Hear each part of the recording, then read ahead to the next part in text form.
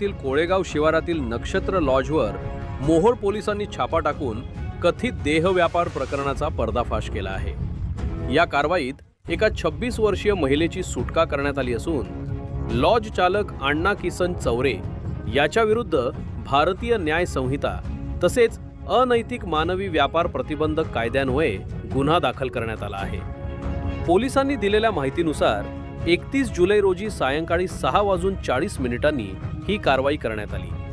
आरोपीनं महिलेला कामाचे आमिष दाखवून लॉजवर आणले आणि तिच्याकडून जबरदस्तीनं वेश्या व्यवसाय करून घेत असल्याचा आरोप आहे। तसेच तिच्या कमाईवर स्वतःची उपजीविका करत असल्याचंही फिर्यादीत नमूद करण्यात आले आहे। या प्रकरणी मोहोळ पोलीस ठाण्यात गुन्हा क्रमांक 733/2026 दाखल करण्यात आला असून पुढील तपास पोलीस निरीक्षक दीपक पाटील यांच्या मार्गदर्शनाखाली सुरू आहे। दरम्यान या प्रकरणातील आरोपांची न्यायालयात सुनावणी होणं अद्याप बाकी